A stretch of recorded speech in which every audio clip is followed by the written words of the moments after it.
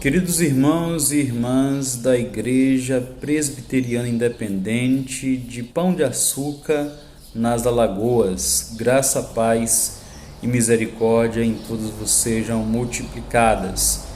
Esse que tem o prazer de vos falar é o pastor Valdinei Santana, da Primeira Igreja Batista de Jaguaquara, na Bahia. Nosso pastor presidente é o pastor Eduardo Falcão Machado. E é um prazer muito grande estar nessa tarde trazendo uma palavra ao coração dos irmãos. A pedido da minha querida irmã pastora Paula, nós estudamos juntos, fizemos seminários juntos e tenho boas lembranças desta época e louvo a Deus pela sua vida, pastora, que Deus continue lhe usando rica e poderosamente. A palavra que eu gostaria de compartilhar o coração dos irmãos nesse finalzinho de tarde, e eu fico imaginando que aquilo que agora irei ler aconteceu também em um finalzinho de tarde, talvez com pássaros cantando, como aqueles que estou ouvindo aqui agora. Não sei se em uma tarde de inverno como a que estou vivendo agora, com a chuva caindo lá fora, mas a imagem que eu tenho desse texto é uma imagem nostálgica, uma imagem bucólica, me remete ao campo, me remete a um lugar pequeno.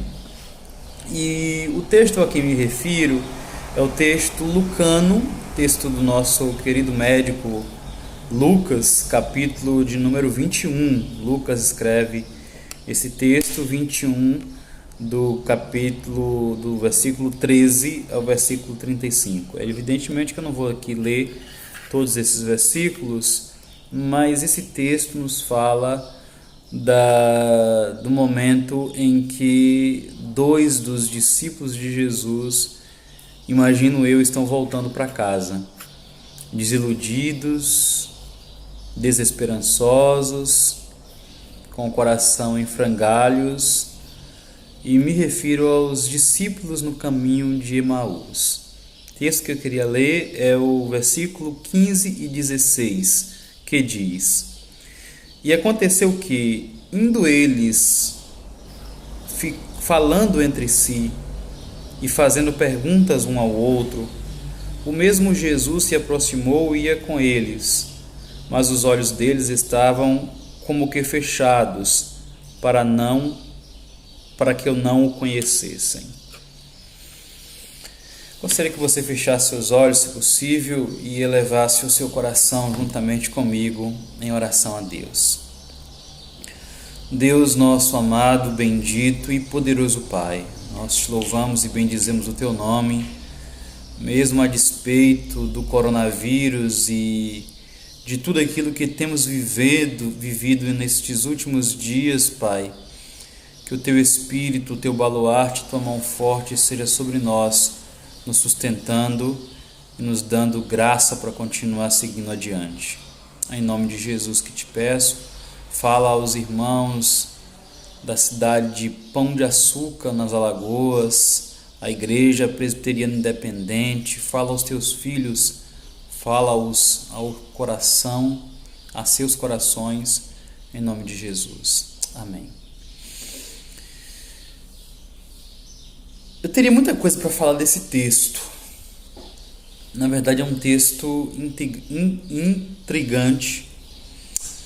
É um texto muito interessante. E você conhece esse texto tão bem quanto eu, de cor salteado. Jesus aqui já tinha morrido. Jesus, ele já havia até ressuscitado, mas estes discípulos ainda não sabiam disso.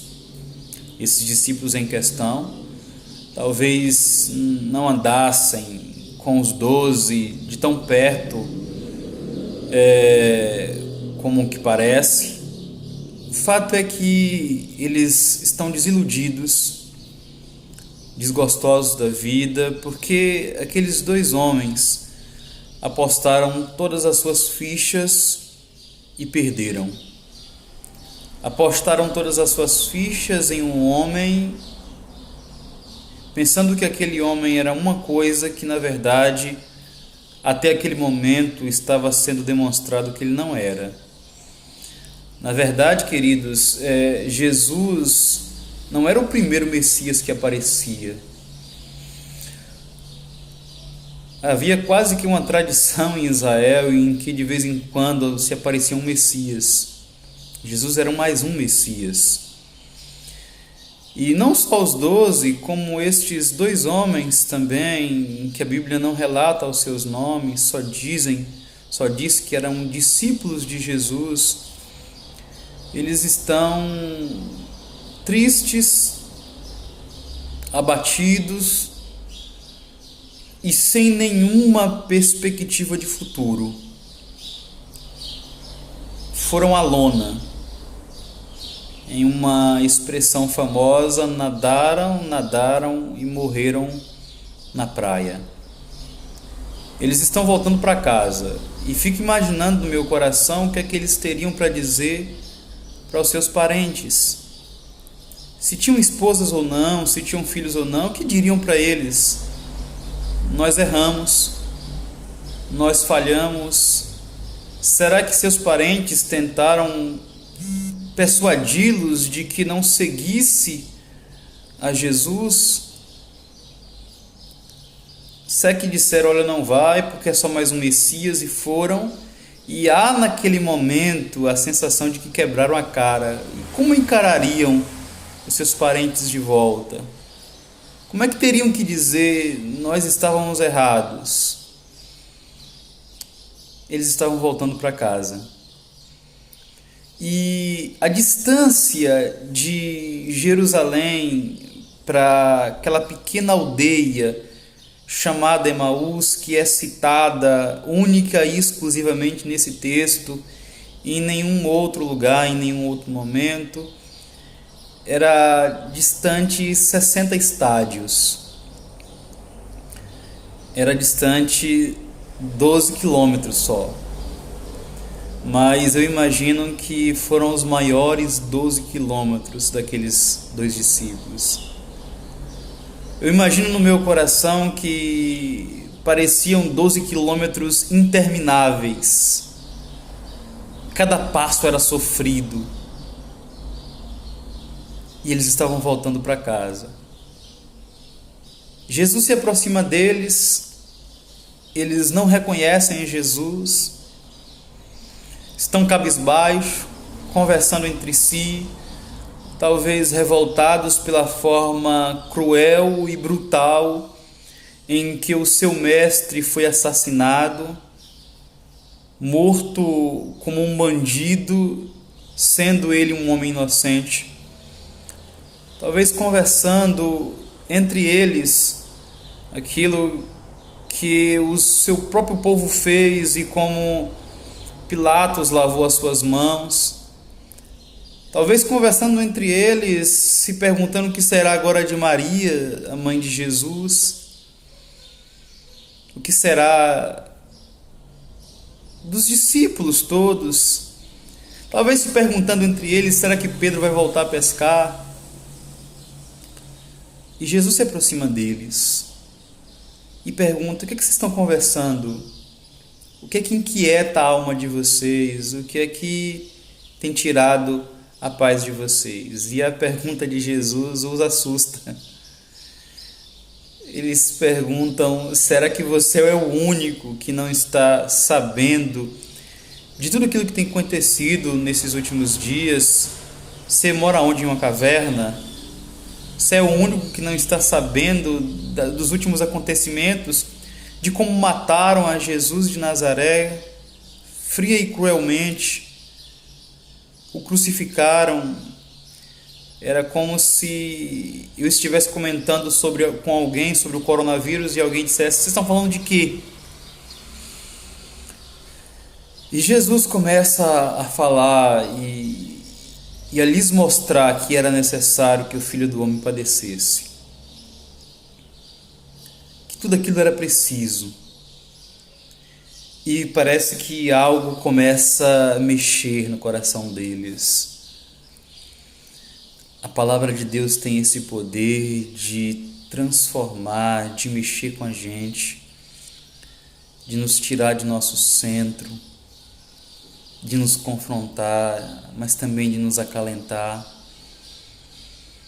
E quando Jesus fez que ia adiante, olha, eu vou continuar meu caminho, a presença de Jesus, que aquele a quem eles não estavam reconhecendo até aquele momento, era algo tão bom, tão gostoso, que eles fica mais um pouquinho.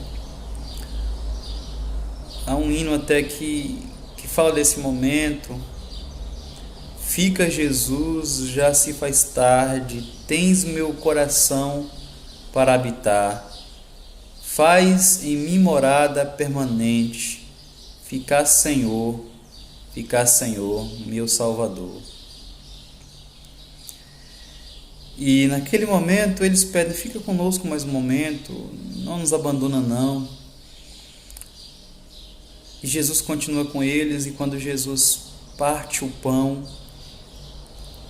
e participa da ceia com eles, os olhos deles que estavam fechados, cerrados, até aquele momento são abertos. E eles podem então perceber que aquele que estava com eles até aquele momento era Jesus, o seu mestre querido. Ele não estava morto, ele havia ressuscitado. Eles dizem, é por isso que nosso coração ardia quando ele falava conosco, quando ele nos interpelava, quando ele se dirigia a nós. Queridos, nós estamos vivendo uma pandemia, vivendo um recorte da história. A proporção do que acontece hoje só aconteceu há 100 anos atrás. E tem sido difícil para muita gente. Alguns têm perdido empregos, outros, muito mais que isso, têm perdido a vida. E em momentos assim, a desesperança, a tragédia bate à nossa porta, a angústia parece dormir lado a lado conosco em nossa cama. E é em momentos assim que nós devemos lembrar desse texto. Tudo parecia estar perdido para aqueles dois homens. E muitas vezes a angústia do nosso coração nos cega para perceber que Deus está do nosso lado. Muitas vezes nos angustiamos tanto e nos preocupamos tanto, pensamos tanto no que será do nosso futuro, nos focamos tanto naquilo que nos trouxe derrota, olhamos tanto ao nosso redor que estamos cegos para ver que Deus está do nosso lado. Tem um texto que diz que quando os sírios cercaram a cidade de Dotã, dentro da cidade estavam Geazi e Eliseu. Geazi era moço, era o jovem que ajudava o profeta. Geazi, quando acorda, vê aquela cidade cercada por sírios, ele fica desesperado. E a única certeza que havia no coração de Geazi naquele momento é de que ele, o profeta, e todos em Dotã iriam morrer. Ele chama então o profeta Eliseu. O profeta Eliseu aparece, olha para a cidade cercada e diz: abre os olhos do moço para que ele veja. Deus abre os olhos de Geazi e ele vê que de fato a cidade estava cercada por sírios, mas havia um outro exército ali. A cidade também estava cercada por carros e cavaleiros de fogo. Havia o exército do Senhor. Yahvé Sabaoth, o Senhor dos exércitos, estava com eles. Muitas vezes o medo, a angústia e a desesperança nos faz deixar de enxergar e nos cega para percebermos que o Senhor está do nosso lado. Talvez você, meu querido irmão, membro da primeira igreja presbiteriana independente, esteja se sentindo como aqueles 2 discípulos no caminho de Emaús. Talvez triste, desesperançado, se perguntando quando isso tudo vai passar, não vendo nenhuma perspectiva de futuro, incrédulo, com o coração ferido, mas deixe que seu coração arda com a palavra de Jesus. Ouça a sua voz e seu coração vai arder. Talvez você nem sinta a sua presença, talvez você não o perceba junto a você, mas não tenha dúvida e não deixe de crer sequer por um momento de que Ele está do seu lado. Ele estava com Elias naquela caverna fria, quando este, fugindo de Jezabel, pediu a morte ao Senhor. Ele estava com Elias em seu momento de desespero. Ele está contigo também. Ele contempla a tua aflição. Ele contempla a tua angústia. E Ele contempla a tua dor. Jesus é identificado no Evangelho como o servo sofredor. E Jesus, mais do que ninguém, sabe o que é sofrer. Justamente por isso que o Verbo se fez carne e habitou entre nós, que o Verbo tabernaculou. É justamente por isso que Ele entende nossa dor, porque Ele a experimentou em sua própria pele. A minha oração é que Deus transborde o seu coração de esperança. O profeta Jeremias diz no livro de Lamentações que eu quero trazer à memória aquilo que me dá esperança. Em tempos tão difíceis, tão contraditos, tão paradoxais, em tempos de caminho de Emaús, peça ao Senhor que lhe ajude a lembrar daquilo que pode te dar esperança, daquilo que te impulsiona, te faz andar mais uma milha, mesmo que o caminho seja difícil. Por mais difícil que seja o caminho, peça a Deus que lhe ajude. O salmista diz: elevo meus olhos para os montes, de onde me virá o socorro? Não vem dos montes o meu socorro vem do Senhor, o Deus que fez os céus e fez também a terra. Que Deus nos ajude a passar por esse momento, porque só com o coração cheio de esperança a gente pode dizer aquilo que o apóstolo Paulo diz: posso todas as coisas naquele que me fortalece. Seja passar por momentos bons, seja passar por momentos maus, seja passar por momentos de saúde ou de pandemia, o Senhor me fortalece. Ele está conosco. Nunca se esqueça disso. Deus te abençoe e que essa palavra encontre guarida e espaços em seu coração.